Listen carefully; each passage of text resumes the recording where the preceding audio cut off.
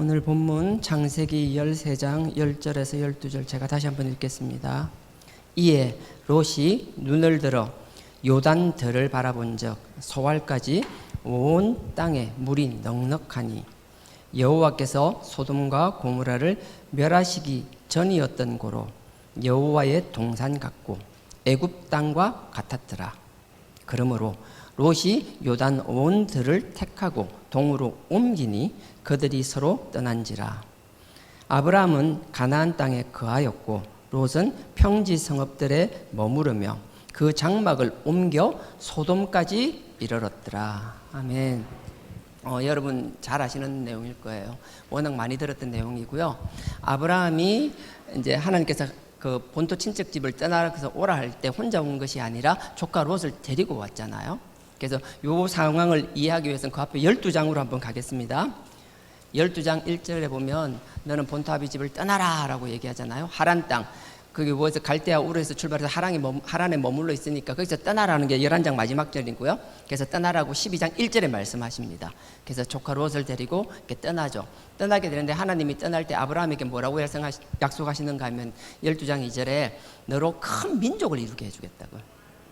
너 지금 네 자녀도 없이 조카만 데리고 오는데 그냥 그게 아니라 네 씨를 통하여 큰 민족이 이 땅에 막 편만하게끔 나 뒤에는 하늘의 별처럼 바다의 모래처럼 이렇게 만들어 주시겠다라고 약속하십니다. 그래서 아브라함이 그렇게 말하고 두 번째 네 이름을 창대케 해주겠다라고요. 그러니까 네 이름을 모르는 사람이 없게 해주겠다라고. 네 이름만 되면 사람들이 다 알 만큼 네 이름을 창대케 하겠다. 정말 유명하게 만들어주겠다. 그 다음에 너를 복의 근원이 되게 해주겠다. 복의 근원이란 말은 우리 한글 번역이고 그냥 원뜻대로 그냥 복 그 자체를 말하거든요. 네가 복이 되게 말하게 돼요. 아브라함, 나중에 아브라함으로 바뀌죠. 아브라함, 딱 그 말을 듣는 순간 사람들은 누구나 복을 떠올리게 하겠다. 그래서 우리도 그런 복을 받았으면 좋겠어요. 누구를 딱 얘기할 때마다 사람들이 복 받은 사람 더 이상 필요 없을 만큼 네가 복 그 자체를 복 그 자체로 만들어 주겠다. 그러면서 또 뭐라 하죠? 네를 축복하는 사람이 있으면 내가 축복하고 너를 저주하는 사람이 있으면 내가 저주할게. 이렇게 이야기를 하죠.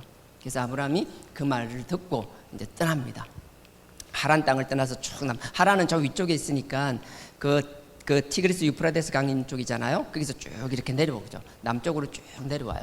내려오다가 어디까지 내려오는가 하면요, 세겜이라는 지역까지 내려오게 돼요. 세겜은 어딘가 하면 여러분들 그 여호수아 보면 잘 아시잖아요. 여리고성 잘 아시잖아요. 그래서 다 여호수아가 요단강을 탁 건넙니다. 건너고 나서 여리고성을 점령해 버리죠. 여리고성을 탁 점령하는 게 여호수아 7장이거든요. 여리고성을 딱 점령하고 나서 바로 그 위에 있는 아이성 조금 하나잖아요. 3,000명이면 돼. 올라갑니다. 웬걸요? 거기서 막 쌍코피 터져가지고 막 내려온 거예요. 도저히 안 되니까 하나님한테 물어보니까 누가 그 노력한 걸 숨겼다. 하나님께서 다 그렇게 하지 말았는데 숨겼다. 알고 보니까 아간이라는 사람이 그 은과 금과 외투를 숨긴 거예요. 장막 밑에. 지는 숨기니까 아무도 모를 줄 알았죠. 근데 하나님은 아시잖아요. 그래서 제비뽑기 하니까 아간이 걸린 거예요. 그러니까 아간을 어떻게 해요? 그 골짜기에 데려가가지고 막 거기서 돌로 쳐 죽이고 뺐던 걸 다 태워버려요. 아간이 근심이란 뜻인데요. 그래서 태운 골짜기, 그 골짜기 이름을 아간의 이름을 따서 아골 골짜기. 들어봤죠? 그 아골 골짜기 거기서 나온 거예요. 그래서 딱 여호수아가 요단강을 건너서 여리고성을 딱 점령하고 그 아간을 딱 처벌하고 나니까 그 위에 아이성을 손쉽게 점령해 버리죠. 그 점령 딱 하고 나서 그 다음에 뭘 하느냐? 여호수아가 그 아이성을 점령하고 나서 모든 이스라엘 백성들을 데리고 그 세겔로 갑니다. 세겜으로 올라갑니다. 북쪽으로, 남쪽이 아니라 북쪽으로 올라갑니다. 그러니까 요단강을 딱 건너서 여리고를 딱 치고 남쪽으로 내려오면 예루살렘이고요. 남쪽으로 안 내고 위로 북쪽으로 올라가요. 세겜에 도착합니다. 세겜에 딱 하니까 쌍둥이 산이 있어요. 에발산과 그리심산. 똑같이 생긴 산이에요. 똑같이 생긴 산이 있는데 두 개가 있는데 거기에 데리고 가는 거예요. 그리고 산 중간에다가 다 법궤를 넣는 거예요. 레위 지파한테 하나님의 말씀을 놔라 이렇게 법궤를 탁 놓고 이스라엘 백성을 탁 산 좌우로 반씩 나눠서 올라가게 하는 거예요. 에발산하고 그리심산에. 그리고 그 앞에 큰 돌에다가 하나님을 향해서 번제와 화목제를 드리는 겁니다. 거기서 제사를 탁 드리고 그 제사 드린 큰 돌에다가 이제 새기는 거예요. 하나님의 말씀, 하나님 주신 율법을 거기에 새기는 거예요. 그 새겨놓고 그걸 중간에 탁 놔두고 상 좌우로 사람들이 꽉 서 있을 거잖아요. 그리고 나서 얘기하는 거예요. 이게 하나님의 말씀이다. 너희들은 하나님의 말씀을 지켜 행하라. 좌로나 우로나 치우치지 마라. 이것을 벗어나면 하나님이 용서치 않으실 거예요. 그러니까 거기서 큰 이 뭐라 해야 돼요? 눈에 보이는 세련, 하여튼 하여튼 행사 의식을 치르는 거예요. 이스라엘 백성들한테 그걸 보여주죠. 그게 세겜 땅이에요. 근데 이 아브라함이, 제가 말한 거는 지금 아브라함 얘기한 거 저 뒤에 애굽에 종살이 하고 나서 돌아와서 이야기하는 거 한참 뒤에 이야기고요. 지금은 하란 땅에서 위에서부터 쭉 내려보다 세겜에 딱 도착하는 거예요. 세겜이 예루살렘 북쪽의 그 사마리아 땅이에요. 근데 여러분 잘 아시겠지만 이스라엘 땅은 중간에 큰 상이, 우리 여기 금정상 있듯이 산이 중간에 있고요. 산 좌우로 나지막하게 쳐져 있거든요. 그러니까 이스라엘은 예루살렘이 그 산 딱 능선에 있어요. 관심 없는 의미 아닙니다. 예, 그래 쳐다보지 마시고요. 하여튼 세겜으로 딱 내려왔어요. 그 세겜에 내려와서 세겜에 오니까 하나님이 뭐라고 하시는 6절에 한번 보십시오. 12장 6절. 내려올 때 그때 아브라함 나이가 벌써 75세였어요. 작은 나이 아닌데도 우리 75세까지는 지금 시작해도 안 됐다고 봅니다. 하나님 오늘 새벽에도 그랬는데 뭐 청년이 별 건가요? 75세까지 청년, 95세까지 중장년, 까짓 거, 그까이 거, 6절입니다. 12장 6절. 아브라함 되기 전입니다. 할례 받기 전이에요. 아브라함이 그 땅을 통과하여, 위에서부터 쭉 내려온 거죠. 평지길이 아니라 산길을 따고 내려온 거예요. 아브라함이 6절입니다. 그 땅을 통과하여 세겜 땅, 아까 말한 그 세겜, 에발산과 그리짐산 있는 그 세겜 땅에 도착한 거예요. 세겜 땅 모래 상수리 나무에 이르니, 모래는 이름이에요. 모래인지 모르겠는데 하여튼 상수리 나무에 이르르니 그때에 가나안 사람들이 그 땅에 거하였더라. 가나안 사람들이 거하고 있는 가나안 땅으로 내려온 거예요. 아브라함이 조카 롯을 데리고 7절. 여호와께서 아브라함에게 나타나 가라사대 내가 이 땅을 너의 자손에게 주리라 하신지라. 세겜에 딱 도착했어요. 위에 하란부터 여기가 쫙 내려왔어요. 하란 땅 정말 좋은 땅이거든요. 정말 비옥한 땅이거든요. 티그리스 유프리스 강 그 상류지역인데 얼마나 좋은지 몰라요. 거기서 쫙 내려왔는데 우리로 치면은 여기 강서구 대전아 여기 화명동이나 이런 나지막한 데가 아니고 갑자기 저기 그 뒤에 우리 기도원 같은 데다 끌고 갖다 놓은 거예요. 산성 위에다가 저 위에다 갖다 놓은 거예요. 세겜이 거기에요. 산 위에 능선에 있어요. 그러니까 세겜에 갖다 놓고 7절 여호와께서 금방 읽었죠. 아브라함에 나타나서 이 땅을 너희에게 주겠노라 이러는 거예요. 아브라함이 너무 감사했어요. 왜 감사했는지 내가 같으면 감사 안 나올 것 같은데 하여튼 아브라함은 감사했어요. 그리고 나서 단을 쌓는 거예요. 7절 제가 다시 읽을게요.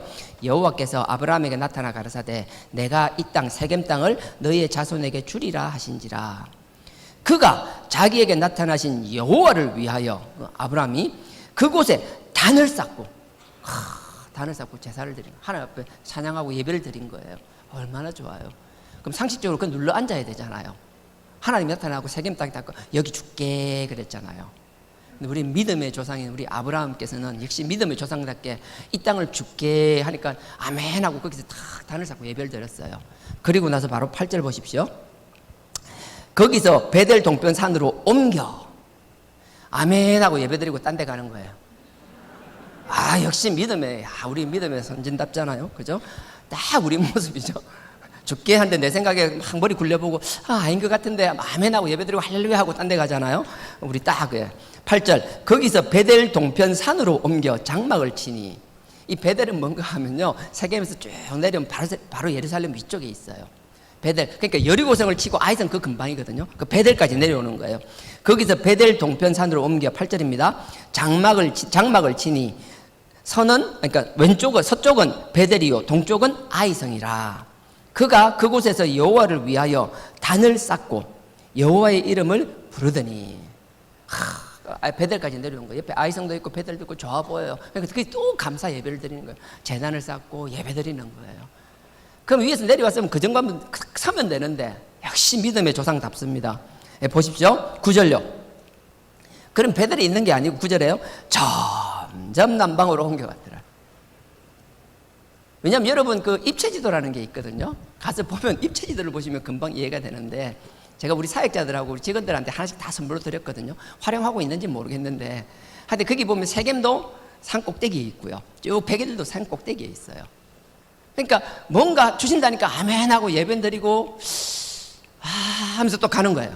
쭉 남쪽으로. 가란 방향이 위에서부터 내려왔으니까, 북에서 왔으니까 남쪽으로 더 내려가는 거예요. 베델까지 왔어요. 좋은데, 아이성도 있고, 좋은데 막 감사하고 예배 드리고 단을 쌓는 거예요. 그러면서 하면서 또 내려가는 거예요. 뭐 계속 내려가는 거예요. 이게 원망하면서 하나님이 한 대 탁 쥐어박을 것 같은데, 이게 계속 감사하고 예배 드리고 단 쌓고 막 하면서도 계속 지 생각대로 움직이는 거예요. 하나님이 이제 그래서 이제 그 다음에 어떻게 하는지 보십시오. 9절에 점점 남방으로 옮겨갔더니 하니까 10절에 어떻게 하는지 보세요. 10절에 그 땅에 기근이 있으므로, 하나님이 그냥 탁 가뭄을 주시는 거예요. 그러니까 아브라함이 애굽에 우거하려 하여 그리로 내려갔으니, 역시 우리 믿음의 조상답잖아요. 믿음의 선진답게. 이랬으면 막 가뭄을 치면 거기서 뭔가 깨닫고, 아닌가 보다, 하나님이 저 위에서 준다 했는데 다시 글로 돌아가서 하나님께 다시 예배를 드리고 단을 쌓고 하나님께 돌아가야지. 전혀 안 그러잖아요. 가뭄이 딱 있으니까 가뭄이네, 애굽 가야지. 애굽으로 가는 거예요. 근데 가뭄이 어땠는가 보세요. 아브라함이 애굽에 우거하려 하여 그리로 내려갔더니 이는 그 땅에 기근이 심하였더라. 하나님 기근, 가뭄을 심하게 주셨어요. 근데 우리가 참, 저도 그렇고 우리가요, 뭔가 있을 때 깨닫고 하나님의 음성을 되돌아보면서 내가 하나님 앞에 무엇이 잘못됐는가 돌아보고 아버지 앞에 무릎을 꿇어야 되는데, 참 신기한 거예요. 하나님 앞에 찬양 드리고 예배 드리고 다 했어요. 하나님의 음성 듣는다고 다 알아요. 근데요, 그 하나님의 음성이 지금 내 생각과 내 상황과 안 맞으면요, 말로는 예배 드리는 거고 찬양 드리는 거 같고 여기서 계속 신앙생활을 하는 것 같은데 우리의 눈과 마음은 자꾸 딴 데 쳐다보고 있는 거예요. 쳐다만 보면 되는데 신기하게요, 쳐다보면 나도 모르게 설금설금 기어서 그쪽 가 있어요. 계속 가요. 끊임없이 가면서 우리는 부정하죠. 아니야, 내가 가는 건 아니야, 다 이것도 하나님 뜻일 거라고 스스로 합리화하면서 계속 가는 거예요. 거짓 계속. 역시 우리 믿음의 조상답잖아요. 네, 그러는 거예요. 그러면 나중에 어떻게 되면 11절에 이제 애굽으로 가는 거예요. 근데 애굽으로 가는데 보십시오. 11절에 그가 애굽에 가까이 이를 때에 그 안에 사례들은 말하되 나 알기에 그대는 아리따운 여인이라. 아브라함 부인 사례가 이뻐, 엄청 이뻐. 누가 봐도 이뻐. 어디서 봐도 이뻐. 밤에 봐도 이쁘고 낮에 봐도 이쁘고 오른쪽에서 봐도 이쁘고 왼쪽에서 봐도 어디서 봐도 이뻐. 뒤통수도 이뻐. 다 이뻐요. 근데 문제는 애굽으로 가는데, 애굽으로 가면 애굽 사람들은 누군가의 부인이 이쁘면 그 부인을 그냥 뺏는 게 아니라 남편을 죽여버리고 부인을 뺏는 거예요. 애굽은 그런 게 문화가 팽배한 거예요. 아마 다윗이 그 영향을 받은 것 같아요. 이쁜 부인이면 남편 그냥 죽여버리잖아요. 근데 보세요, 아브라함이 자기 부인이니까 너무 이쁜 거예요. 근데 애굽으로 가야 되는데 여기 가뭄이 있으니까 아버지 앞에 무릎 꿇으면 되는데 나는 내 보기 좋아 보이는 쪽으로 가는 거예요. 애굽으로 가는 거예요. 가긴 가는데 가야겠는데 부인이 너무 이뻐. 이게 불안한 거예요. 그러니까 부인을 이제 부르잖아요. 사례야, 이리 와봐. 착 불러가지고 너 내 눈 똑똑히 봐봐. 내 하는 말 똑똑히 들어. 단디 들어. 지금부터는 나는 네 남편이 아니야. 난 네 남편 아니야. 그러니까 당신은 항상 나를 부를 때 자기야, 허니, 달링. 되게 싫어하신다. 우리 경상도에서 그래 안 부르잖아요. 인간아, 화상아. 그런 막 부르잖아요. 우린 그런 안 부르죠. 뭐 하여튼 이게 부르잖아요. 근데 이게 사례를 불러서 얘기하는 거예요. 내 말 단디 들으라. 똑똑히 들으라. 새겨라. 지금부터 당신은 나보고 여보 이런 말 쓰면 안 된다. 그러면 나 죽을 수도 있어. 그러니까 잘 들어. 지금부터 당신은 나를 오빠, 따라해봐. 오빠. 계속 세뇌를 시키는 거예요. 나는 당신의 남편이 아닙니다. 오빠 이렇게 계속 세뇌를 시켜요. 그리고 이제 데리고 가는 거예요. 그게 이제 그 뒤에 12절부터 쭉 내용입니다. 보세요. 12절.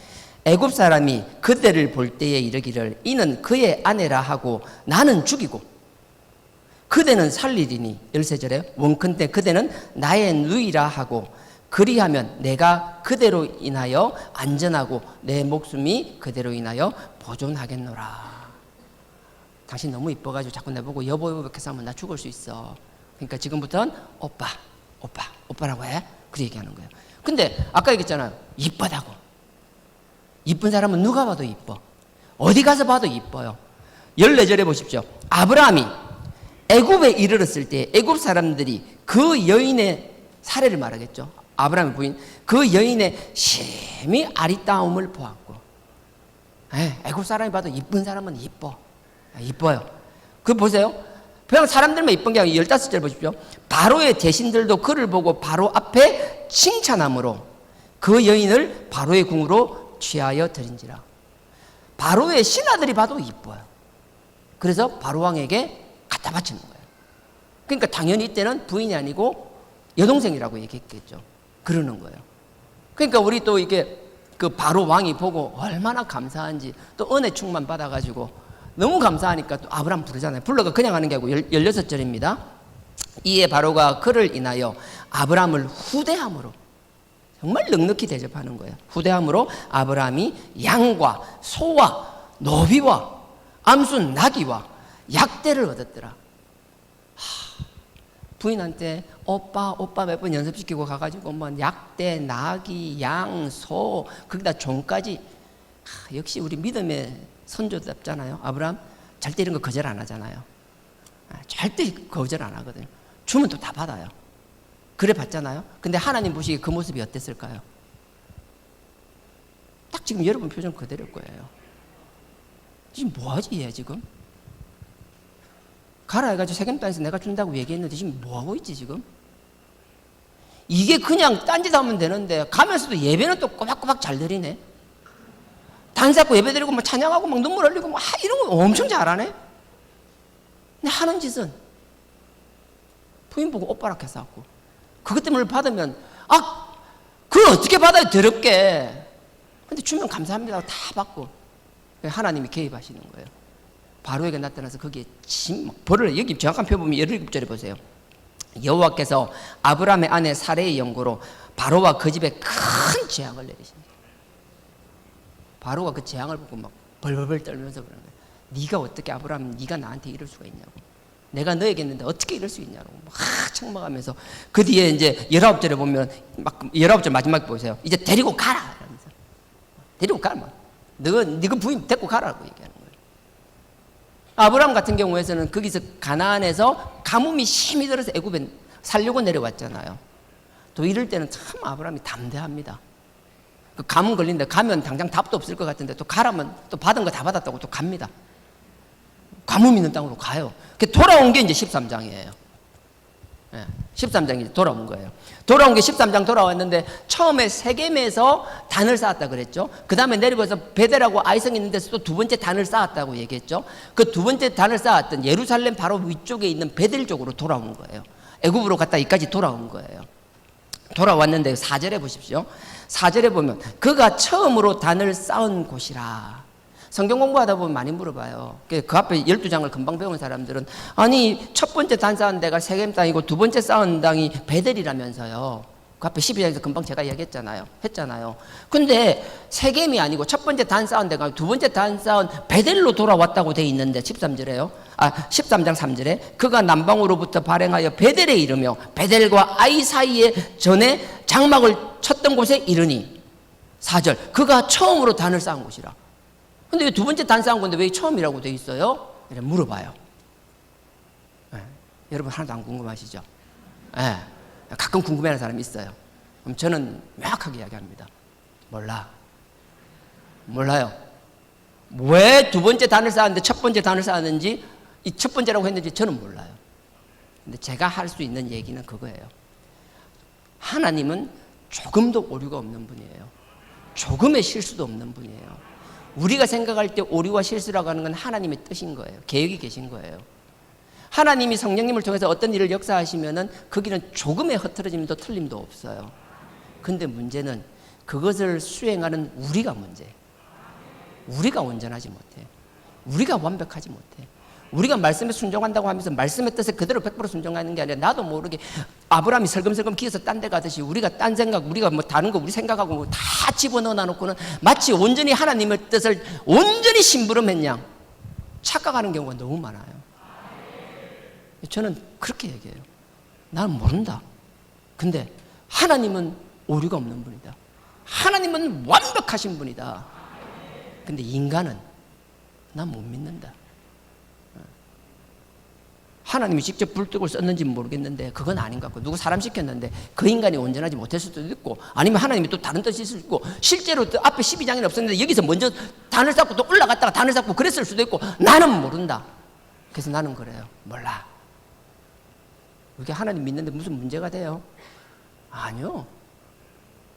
분명한 건요, 아브라함이 이렇게 우리가 볼 때 실수를 많이 하잖아요. 믿음의 조상이라고 얘기하는데, 선택하고 나서 큰 민족을 이루게 해줄게, 네 이름을 창대하게 해줄게, 그리고 나서 뭐라 그래요? 네가 복의 근원이 되게 해줄게, 네가 복 그 자체가 되게 해줄게, 네 이름만 들으면 다 복을 연상하게 해줄게, 너에게 축복하면 축복하고 너에게 저주하면 내가 저주해줄게. 그 말씀에 순종해서 아브라함이 내려왔잖아요.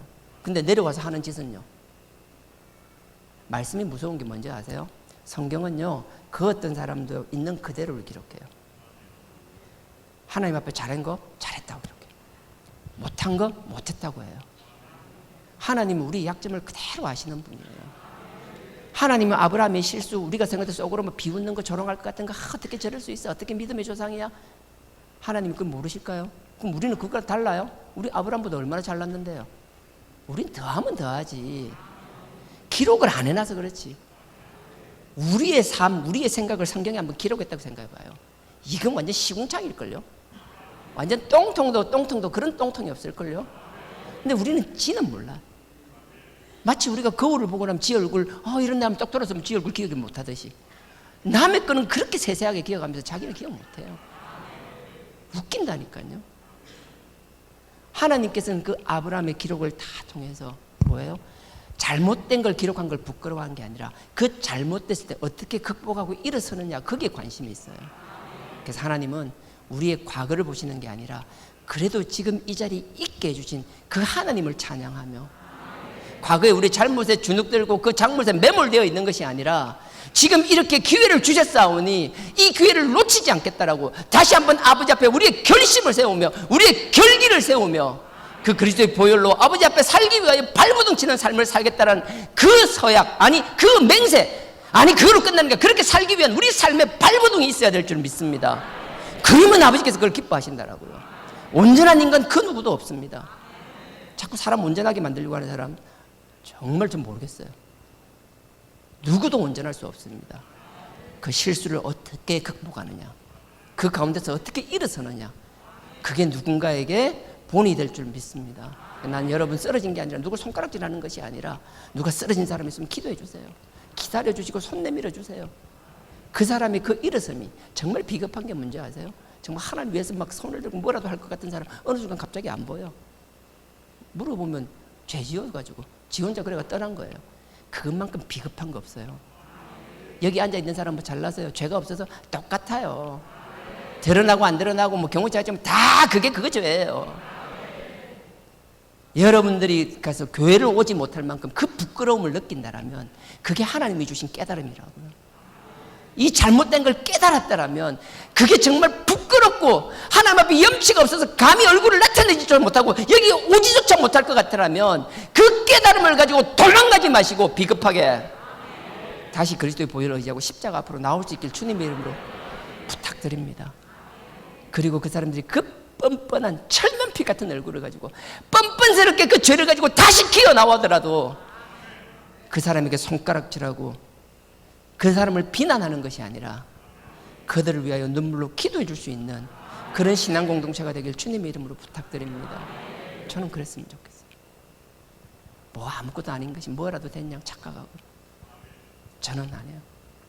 다 나약한 죄인들임을 인정할 수 있는 그런 신앙 공동체가 되길 주님의 이름으로 부탁드립니다. 4절에만 그 이야기를 했고 옆으로 얘기가 자꾸 샜는데 죄송합니다. 그리고 나서 5절부터 이런 거 있어요.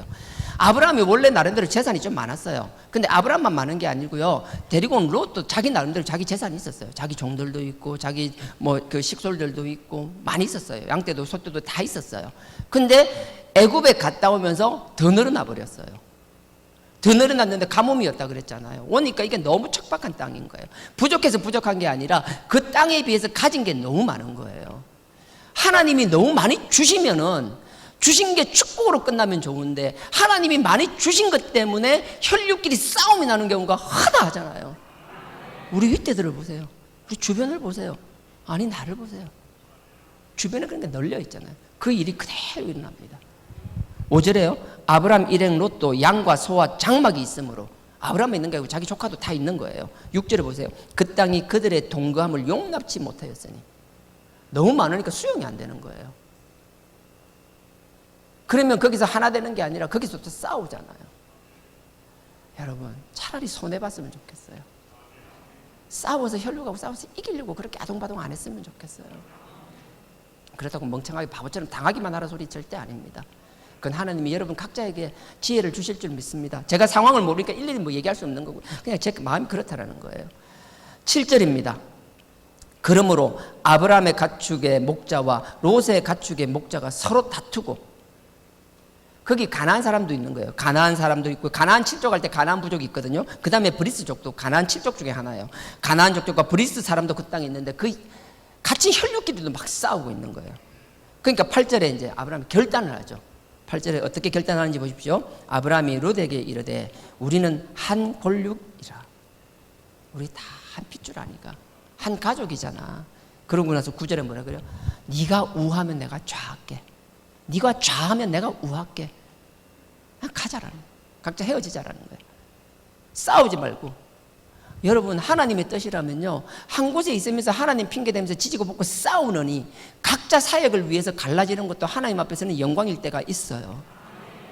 이게 뭐 교회 쪽이라서 그런 의미로 말하는 게 아니라, 부모 입장에서 자녀들을 키워도 자녀들이 처음에는 컸어요. 여러분 그 맹수라 그러죠. 사자나 이런 그 맹수들요, 어릴 때는 한 그림 자지만 어느 정도 크고 나면 같이 못 키워요.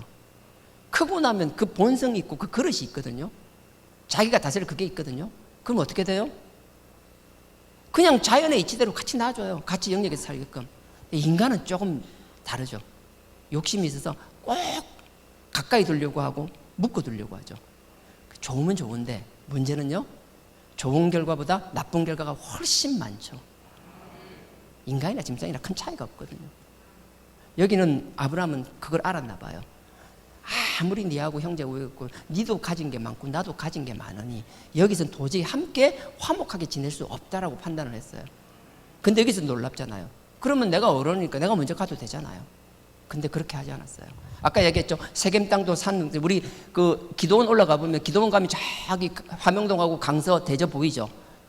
그 다음에 저기 김해까지도 보이잖아요. 날도 저기 뭐 명지 밑에 해가지고 저 바다 끝까지 보이잖아요. 이쪽으로는 그렇지만 우리 기도 말고 좀 더 올라가게 되면요, 저쪽 동네로 해가지고 부산 시내 저기 다 보이잖아요. 저기 어디까지 보이는지 내가 안 봐서 모르겠는데 하여튼 양쪽으로 다 보일 거라고요. 근데 세겜도 그렇고 지금 베델도 그렇고 산 이제 꼭대기예요. 쭉 능선 따라오는 거예요. 그 능선에서 보면 저기 사해 끝까지 평야까지 다 보이는 거예요. 요단강 평야 싹 다 보이는 거예요. 그때 아브라함은 조카에게 먼저 선택하라고 얘기합니다. 그래서 그 아브라함이 선택하라고 하니까 우리 조카 롯은 실망시키지 않죠. 지 좋은 거 먼저 낼름 골라버립니다. 그게 오늘 본문입니다. 저기 좋네요 삼촌, 저기 좋은데 아이고 그래도 나보단 삼촌이 훨씬 뭐 식솔도 많고 가진 것도 많고 삼촌이 절로 가야 될 거 아닙니까? 아니요, 일단 자기 좋은 대로 선택을 했어요. 우리가 모든 일이 있으면 자기 좋은 대로 선택할 수밖에 없어요. 저도 아마 그럴걸요. 여러분도 아닌 척하지만 여러분도 이 상황 되면 이렇게 할걸요. 내 생각에 100에 99는 그렇게 할 거라고요. 아니요, 100이면 100 다 그럴걸요. 그러니까 지금 롯을 어떻게 하라는 얘기가 아니에요. 베드로전서 잠깐만 이거 뭐 하나, 벌써 12시. 예, 여기 뭐 하나 이거 하나 끼워 놓고요.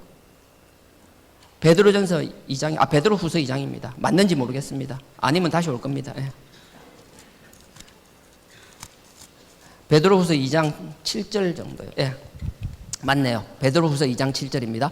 신약 386페이지. 우리는 롯이 소돔으로 가니까 자꾸 롯을 우습게 생각하는 사람들이 많은데요. 가끔 보면 롯을 우습게 얘기하는 사람 진짜 많이 들었어요. 주일학교에서도 롯에 대해서 막 그러는데요. 여기서 베드로는 롯을 어떻게 평가하는지 들어보십시오. 베드로후서 2장 7절입니다. 후서입니다. 무법한 자의 음란한, 그 앞에 보면 6절부터 읽어요. 6절에 보면 소돔 고모라가 나오니까 6절에 소돔과 고모라 성을 멸망하기로 정하여 죄가 되게 하사 후세에 경건치 아니할 자들에게 본을 삼으셨으며, 7절 소돔과 고모라 쭉 이어서 나오는 얘기들입니다. 7절 무법한 자가 음란한 행실을 인하여 고통하는 의로운 롯을 건지셨으니, 우리가 생각할 롯을 함부로 얘기하지만요, 이 베드로에서 성경에서는 롯을 소돔과 고모라에 있었다고 해서 그 사람이 불의하다라고 얘기하지 않아요. 나는 여러분들이 그랬으면 좋겠어요. 어디에 있든지 간에 하나님은 여러분 주변과 상황을 보는 게 아니라 여러분 한 사람 한 사람을 지켜보시거든요. 아무리 거룩한 적이 있어도요, 여러분 한 사람이 마음에 악이 가득하더라면 그건 무슨 소용이 있겠어요? 나는 여러분 한 사람 한 사람이 여러분들의 행동과 여러분들의 삶이 아버지 앞에 이런 평가를 받을 수 있길 주님의 이름으로 부탁드립니다. 그래서 롯 함부로, 성경에 나온 사람 우리가 볼 때마다 성경의 인물뿐만 아니라 사람 누구라도, 우리 주변에 있는 누구라도 함부로 사람을 평가하지 않았으면 좋겠어요. 사실 우리는 그런 평가할 만한 자격이 안 되거든요. 저부터 내 꼬라지를 보면. 다시 돌아가겠습니다. 본문입니다. 창세기 14장입니다. 13장입니다. 그래서 보면요, 13장 13절에 보면 이렇게 되어 있습니다. 창세기 13장 13절에 소돔 사람은 악하여 여호와 앞에 큰 죄인이었더라. 뒤에 평가를 지나놓고 보면 맞아요. 근데 이 소돔과 고모라에서는 안 가봤었잖아요. 이때 모르고 가는 거예요. 그냥 눈에 좋아 보이니까 선택하는 거예요. 근데 제가 하는 건요, 눈에 좋아 보이는 걸 선택하니까 어떻게 되는지를 이야기하고 싶은 거예요. 당장 우리가 눈에 좋아 보이는 걸 선택하거든요. 우리도 인생을 되돌아보세요. 제가 보내도 50대 이제 중반을 넘고 이제 60이 바라보고 있어요. 이제 56이에요. 할렐루야. 하여튼 처음 있으면 환갑 없어진 게 얼마나 감사한지 몰라. 환갑 같은 거 있었으면 정말 스트레스 받았을 텐데, 제가 10대, 20대 때 끊임없이 선택을 하다가 어느덧 50대 이제 후반을 바라보잖아요. 저보다 연배 많으신 분들이 대부분이잖아요. 여러분들이 10대, 20대, 30대 때 선택이 없었나요? 근데 지나놓고 보세요. 여러분들의 그 선택의 결과가 지금 우리 모습이잖아요. 근데 우리가 그 선택 하나하나 했을 때 정말 그게 하나님의 뜻 가운데 선택했나요? 안 그러면 우리가 하나님 핑계대고 결국은 내 욕심대로 선택해서 지금 이렇게 돼 있나요? 죄송해요. 여러분 다 너무 잘 돼 있는데 이런 얘기 하니까 상황이 안 맞는 얘기인데, 우리는 끊임없이 뭔가를 선택하지만 하나님 핑계 댈 때가 많지만 가만 보면 우리의 욕심으로 선택했을 때가 거의 대부분이라는 거예요. 롯도 마찬가지였어요. 근데 우리의 선택을 했을 때 뭔가 하나님을 위해서 그 선택들이 뭔가 불만스럽고 약간 부족함이 느낀다라면 지금 이 자리에 있는 우리가 앞으로 남아있는 삶 동안 뭘 해야 되는가 하면요, 우리의 과거에처럼 하나님 핑계대면 결국은 내 욕심 때문에 선택하는 선택이 아니라 이제 하나님께서 나에게 주시는 그 감동으로, 우리 성령이라고 그러잖아요. 성령의 도우심으로 눈에 보이는 현상뿐만 아니라 보이지 않는 그 깊숙한 것까지 볼 수 있는 통찰력을 달라고 기도할 수 있어야 돼요. 내가 선택이 아니라 그 하나님이 주시는 그 통찰력을 가지고 볼 수 있어요. 근데 롯은 전혀 안 됐어요. 아까 얘기했죠. 가뭄 때문에 애굽으로 갔다 그랬죠. 그리고 다시 돌아왔다고 그랬죠. 돌아와서 선택한 땅이 어때요? 소돔과 고모라 지역이에요. 그 사해 남쪽에 있는 소돔과 고모라, 항상 물이 많은 지역, 거기는 가뭄이라도 마르지 않는 지역이었어요. 그래서 여기 보면 뭐라 그래요? 11절에 보면 10절에 보면 가뭄이 말랐기 전이라고 이렇게 얘기하면서 여호와의 동산 같고 애굽 땅과 같았더라 했잖아요. 정말 좋은 지역이에요. 그게 좋은 지역이니까 그렇게 보는 거예요. 그래서 다시 돌아와서 그 지역을 다시 보잖아요. 근데 보십시오. 뭘 모르는가 하면 14장 4절입니다. 14장 4절. 14장 4절 보십시오. 내가 소돔 고모라로 갑니다. 소돔 고모라 지역으로 처음부터 소돔과 고모라 가는 게 아니라 소엘이라는, 이게 소엘이라고 돼 있나요? 네, 소알이네요. 처음엔 소알로 간다고 했다가 소알이 아니라 소돔까지 이동하는 거예요. 계속 끊임없이 내가 보기에 더 좋아 보이는 걸 찾아서 계속 이동하고 있는 거예요. 그래서 결국 소돔과 고모라까지 왔어요. 근데 어떤 일이 생기는지 보세요. 14장 4절에 그들이라는 건 내가 소돔과 고모라에 왔는데 소돔과 고모라 위에 있는 그 주변에는 5개 성읍이 있어요. 그 성읍들이 12년 동안 그돌라오멜을 섬기니라.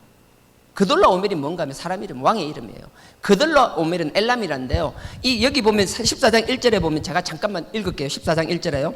당시에, 요 상황이에요. 당시에 시날 왕 아브라벨과 엘라살 왕 아리옥과 엘람 왕 그돌라오멜과 그 다음에 고임 왕 디달, 이게 다 티그리스 유프라데스 있는 그 시날, 티그리스 유프라데스 그 사이를 시날이라 그러거든요. 그러니까 그 위에 있는 하란 땅에 있는 그 왕들이에요. 그러니까 이 남쪽에 있는 하란 땅의 위쪽 그 아브라함이 내려온 지역이잖아요. 그 하란에 있다 내려왔잖아요. 그 내려왔는데 이 남쪽에 있는 이 가나안 지역은 그 하란 땅에 있는 그 위쪽 지역에 12년 동안 계속 조공을 바치면서 속국으로 살고 있었어요. 계속 속국으로 살고 있는데 어떤 일이 생기면 가뭄이 일어난 거예요. 지금 당장은 문제가 없지만 이 가뭄이 길어지면 이 성읍들이 힘들어질 거잖아요. 더 이상 위에 조공을 바칠 수가 없어요. 바칠 수 없는 상황이 되니까 어떻게 돼요? 살기 위해서 배신을 하고 반역을 하는 거거든요. 근데 우리는 지나놓고 생각해 보면 이게 왜 롯이 몰랐을까요? 뻔히 보이는 거 아니에요? 조금만 물러나서 보면 볼 수 있는 상황인데 우리의 욕심 때문에 그게 안 보여요. 지금 여러분들 선택하는 거 뭐 하나 하면 다 뭐든지 간에 어떤 선택이었든지 여러분이 선택하고 지금까지 왔는데 그 선택들을 되돌아보시라고요. 한 발만 물러주고 아버지께서 주시는 아버지께서 주시는 그 인내함이 있다라면 나의 조급함이 아니라 한 발 물러나서 인내하면서 아버지의 눈으로 봤다라면 충분히 볼 수 있는 것들을 나의 그 정욕과 욕심 때문에 아무것도 보지 못하고 내 욕심으로 선택해 놓고는 결국은 나의 선택은 어쩔 수 없으니까 하나님 핑계대며 아버지의 뜻인 양 롯이 딱 지금 그러고 있는 거예요. 그래서 소돔을 선택했어요.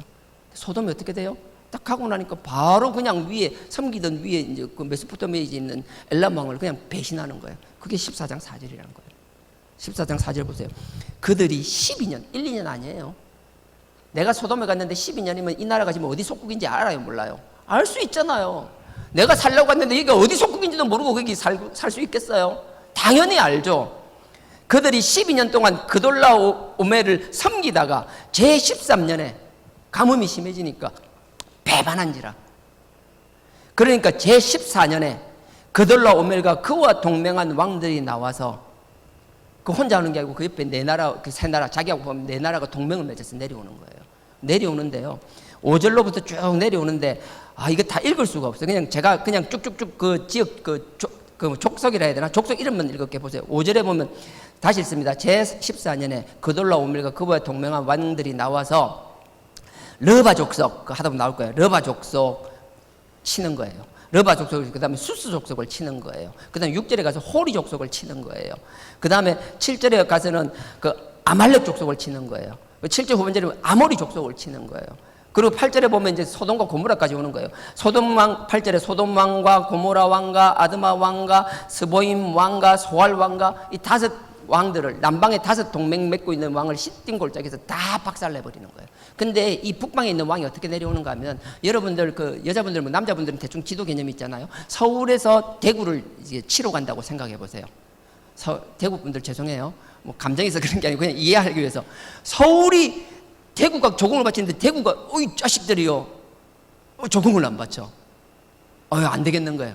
가서 좀 혼내야겠다 하고 딱 정벌을 하러 내려간 거예요. 그럼 서울에서 대전을 거쳐가지고 바로 막 쭉 대구로 가면 될 것 같은데요. 지금 쭉 족속 얘기를 했잖아요. 이 족속이 보면 여기 시딤 골짜기 그 사해 남쪽으로 바로 오는 지름길이 아니고요. 어떻게 오는가 하면 이렇게 서울에서 바로 대구로 가면 갈 것 같은데 바로 안 가는 거예요. 대구를 안 가고 갑자기 대전으로 왔다 대전을 한번 치고 강릉으로 가는 거예요. 강릉 한번 탁 치고 강릉에서 쭉 내려가 포항을 탁 치는 거예요. 포항을 빡 치더면 내려가고 울산을 탁 치는 거예요. 울산을 딱 치더면 딱 하고 부산도 한번 팍 치는 거예요. 부산을 치고 바로 대구 안 가요. 부산을 딱 치고 나서 갑자기 창원으로 가는 거예요. 창원을 탁 치는 거예요. 그러고 나서 저쪽 서현으로 가서 막 진주를 한번 딱 치는 거예요. 대구를 치는데 바로 안 가고 그냥 삥 둘러 순회공룡하듯이 주변을 다 치는 거예요. 그 남쪽 뒤쪽까지 후방까지 다 박살내버리는 거예요. 그 진주까지 딱 치고 나서 대구로 올라가는 거예요. 지금 뭐 대충 설명하면 그렇다라는 거예요. 여기 하나하나 지명을 찾아보고 지도 해보면 아시는데 그냥 바로 오는 것이 아니라 삥 둘러서 후방까지 다 치는 거예요. 누구도 의지할 수 없게끔 다 꺼내버리고 박살내버리는 거예요. 우리의 욕심에 의한 선택이 하나님 주시는 인내로 조금만 한 발 물러서 기다리면 하나님의 때를 기다리면 될 것 같은데 우리의 욕심이 어떤 결과를 나타내는지 소돔이 망하는 걸로 끝나지 않아요. 소돔이 아니라 내 욕심으로 선택한 그 선택 때문에 롯이 어떻게 되는지를 보세요. 12절에요.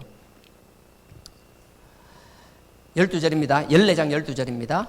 소돔에 거하는 아브람과 아브람의 조카 롯도 사로잡고 그 재물까지 노락하여 갔더라.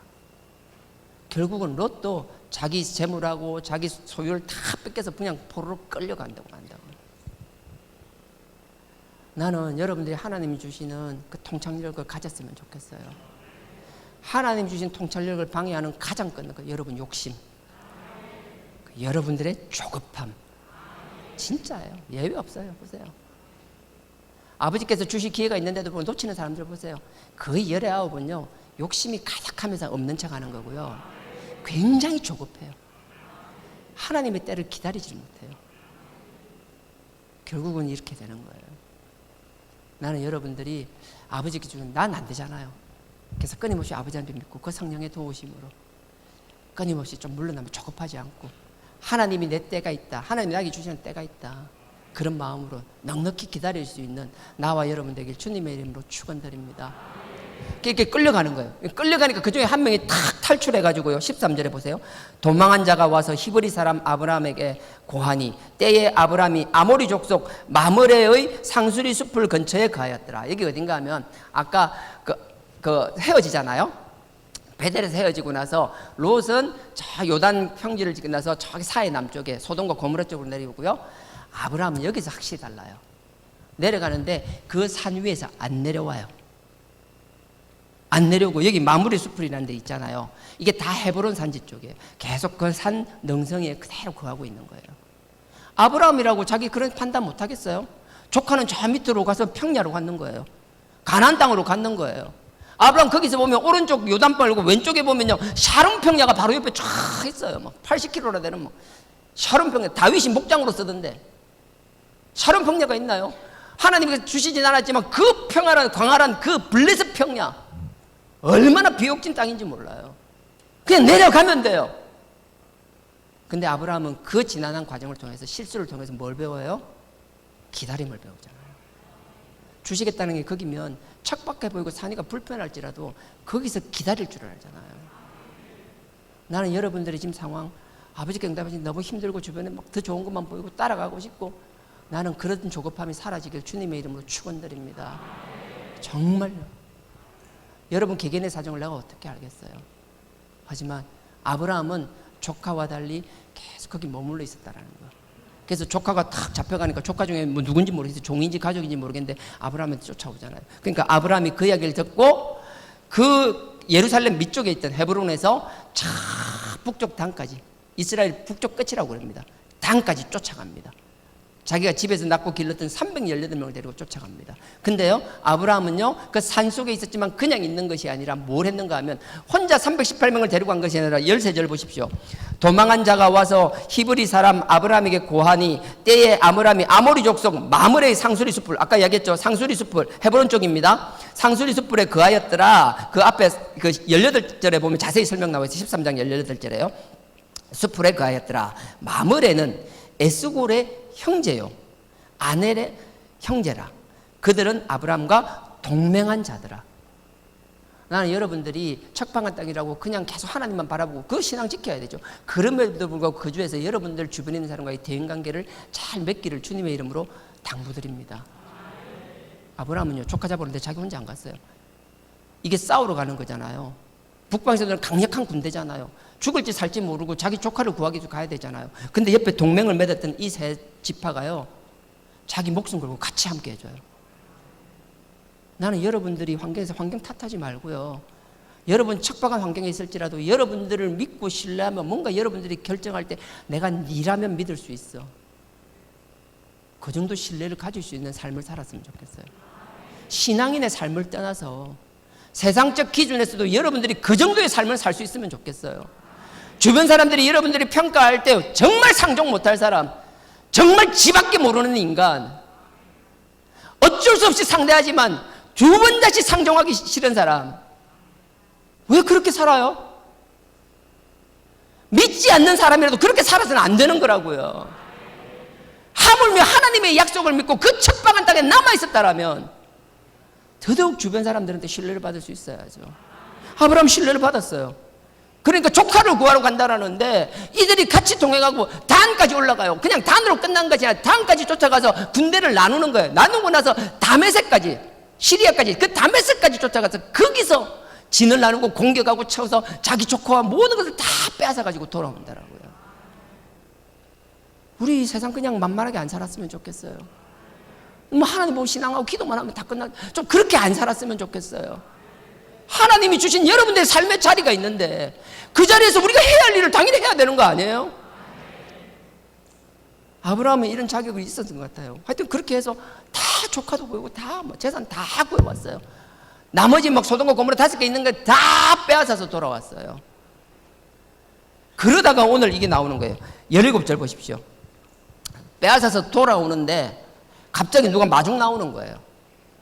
너무 기뻐요. 마중 나오는 사람이 참 재밌습니다. 한 사람은 소돔, 자기 조카가 있던 소돔 왕이 나와요.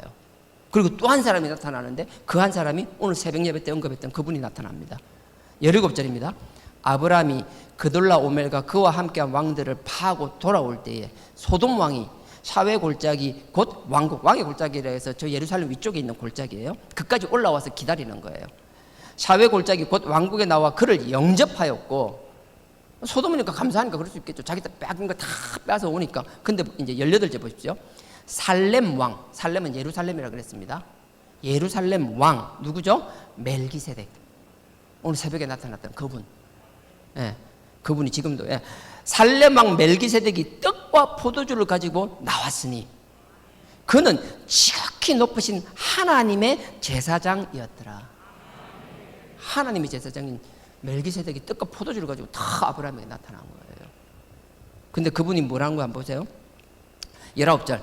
그가 아브라함에게 축복하여 가로되 천지의 주제시요 지극히 높으신 하나님이여 아브라함에게 복을 주옵소서.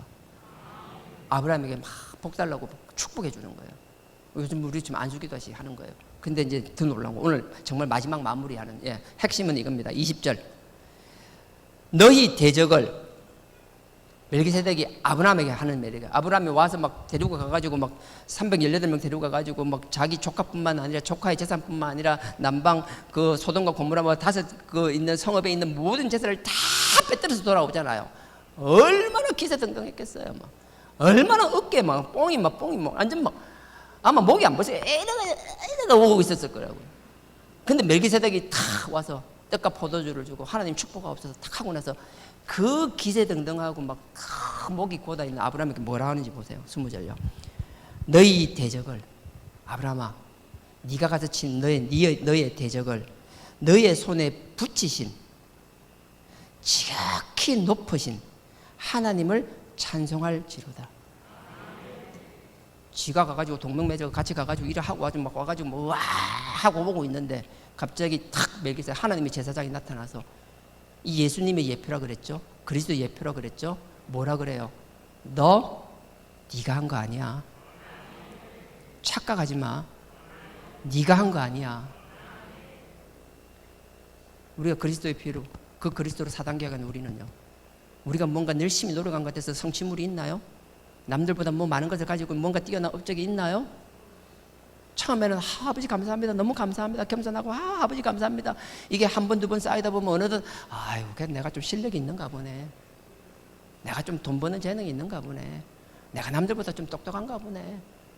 좋은 대학 가서 좋은 직장 가지고 남들보다 앞서는 거 내가 처음에 그 겸손함은 사라지고 어느덧 자기가 어깨가 올라가면서 막 목이 안 보이기 시작하고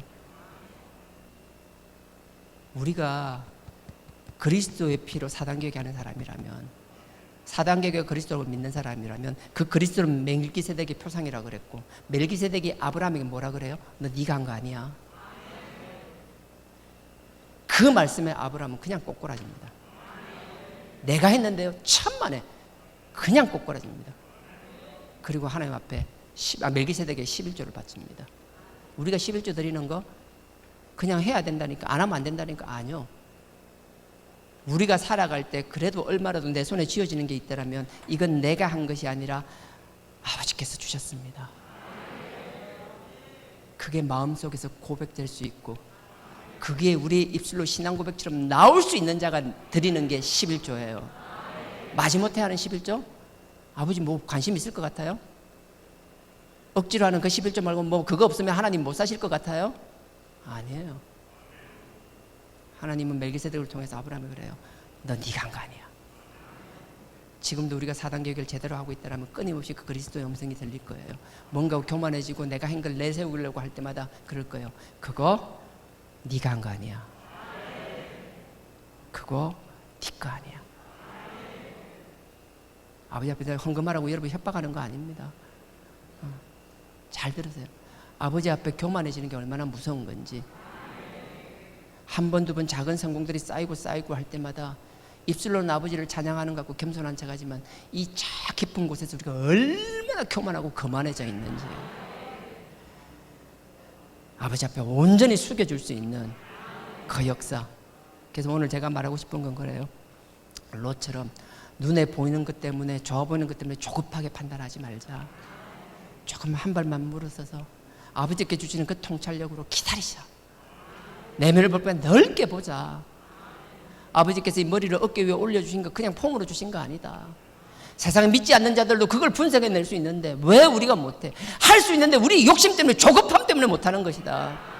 내 힘으로 될 수 있는 거 아니다. 전적으로 그분 의지하자. 아무리 어려운 지역에 있어라도 원망하고 있지 말고, 그곳이 아버지께서 주시겠다라고 약속의 땅이라고 아버지가 주셨다라면 그곳에서 혼자 있는 것이 아니라 거기서 주변 사람들에게 우리의 선한 영향력을 나타내자. 신앙의 문제가 아니라 세상의 삶에 있어서라도 누구라도 함부로 얘기할 수 없는 삶을 살자. 나는 여러분들이 그랬으면 좋겠어요. 그리고 마지막에 뭔가 손을 쥐었다라면 하나님께서 멜기세덱을 통해서 이 아브라함에게 얘기했던 것처럼 지금 우리가 4단계를 회개를 제대로 하고 있다라면 할 때마다 아버지께서 하시는 그 음성이 여러분들 들려야 돼요. 끊임없이 건너 네가 한 거 아니야. 네가 잘나서 그런 거 아니야. 그 음성이 끊임없이 들려줄 수 있는 나와 여러분 되길 주님의 이름으로 축원드립니다.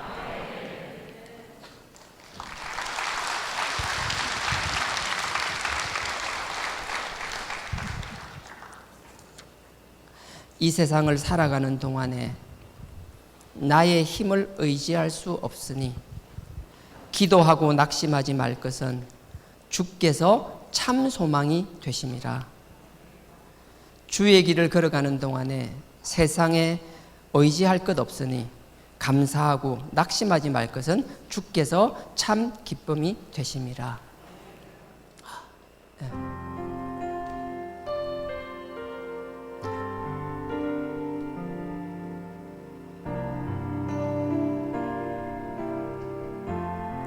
이 세상을 살아가는 동안에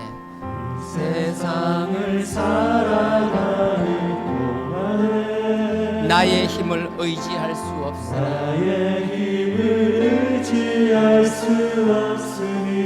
기도하고 낙심하지 말 것은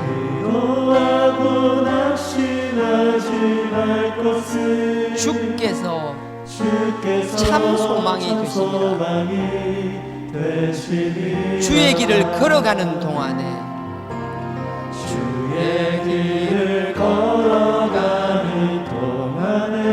세상의 것 의지할 수 없으니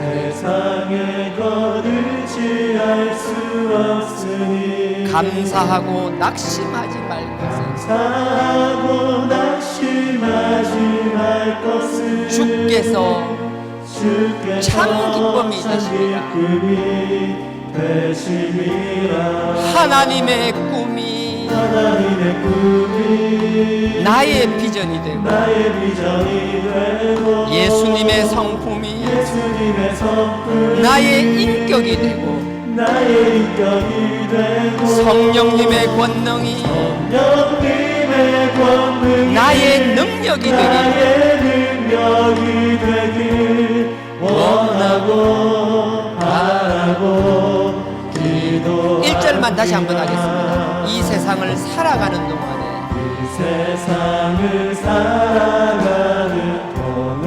나의 힘을 의지할 수 없으니 기도하고 낙심하지 말 것은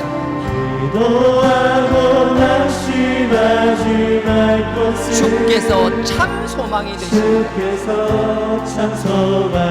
하나님의 꿈이 나의 비전이 되고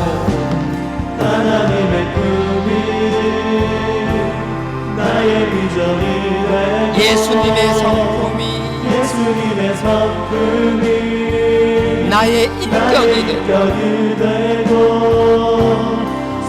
성령님의 권능이 나의 능력이 되길 원하고 바라고 기도합니다. 이 시간 우리 다 같이 기도하기 원합니다. 아버지께서 우리를 불러주시고 아버지께서 약속을 보여주셨음에도 불구하고 우리가 아닌 척하지만 우리의 욕심과 우리의 생각과 우리의 아집이 가득하여 결국은 그것을 떠나고 내 좋은 것으로, 내가 보기에 좋은 것으로 설금설금 도망갔던 저희들임을 고백합니다.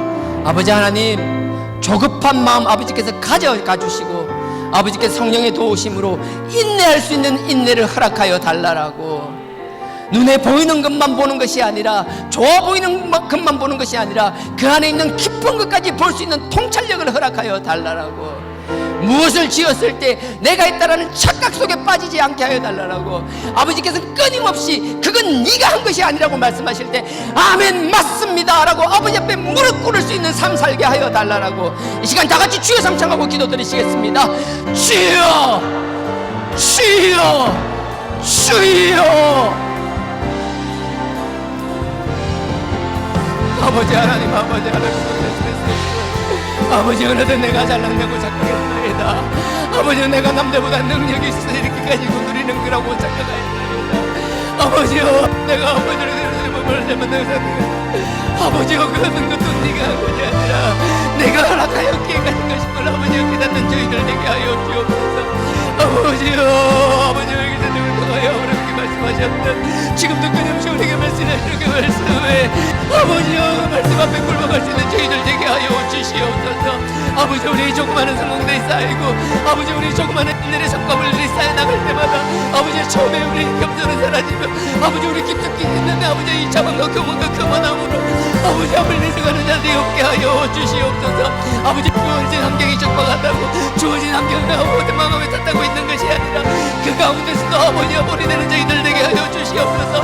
아버지 이 힘든 가운데서도 아버지 묵묵히 그 일을 감당하는 자들을 보며 주변에서 우리를 보며 아버지 스스로 인정할 수 있는 자들이라고 말할 수 있게 아버지 좋은 평가를 받을 수 있는 저희들 되게 하여 주시옵소서. 아버지 세상에서도 상상하지 못할 자라는 아버지 평가를 받는 자들이 없게 하여 주시옵소서. 아버지 좋은 환경 풍경에서 최선을 다하며 살아나가는 저희들 되게 하옵소서. 아버지 이런 숨기게 되시고 그렇게 되시고 그렇게 되시고 아버지 눈에 저 이런 거를 자꾸 마음에 숨기지 않는 저희들 되게 하여 주옵소서. 아버지 숨을 그렇게 되시고 그렇게 되시고 그렇게 되시고 그렇게 되시고 아버지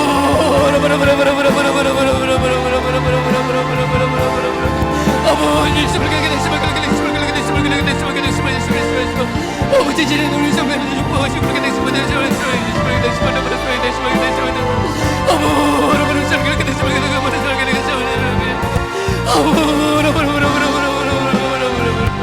아버지 이렇게 되시고 그렇게 되시고 그렇게 되시고 아버지 나의 비전이 되고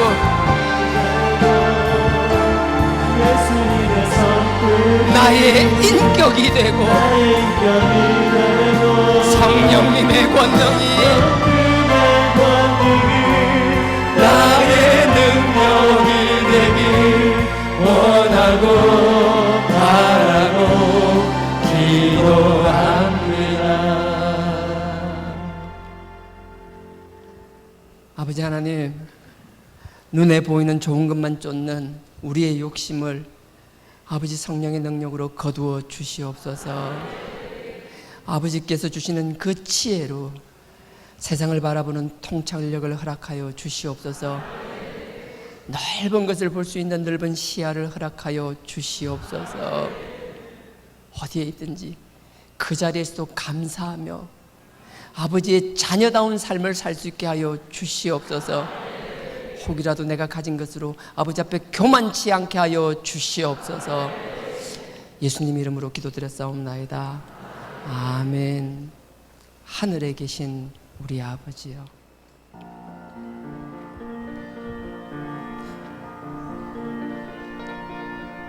하늘에 계신 아버지, 이름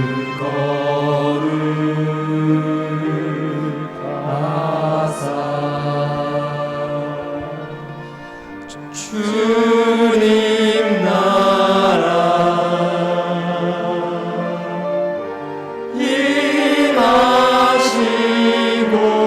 임하시고 뜻이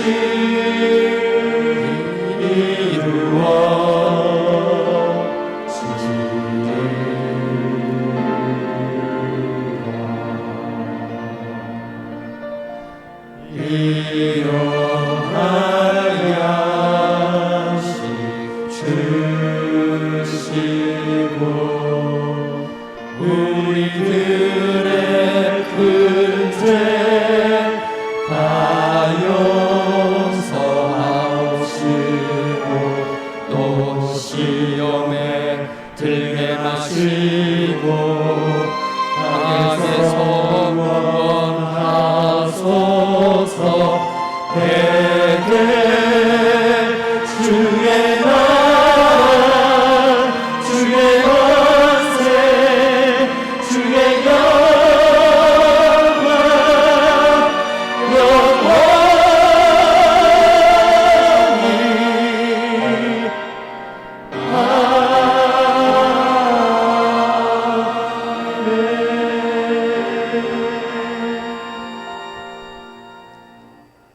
지금은 우리 주 예수 그리스도의 은혜와 하나님 아버지의 무한하신 사랑과 성령님의 감동, 감화, 교통, 깨닫게 하심이 모든 열방보다 뛰어내게 하시며 우리의 이름을 창대케 하시며 우리를 복의 근원으로 삼아주시겠다고 하신 그 약속을 믿으며 아버지 앞에 겸손하고 낮추는 삶 살기를 원하는 우리 모든 성도님들의 머리 위에 지금으로부터 영원토록 함께 하시기를 축원하옵나이다. 아멘.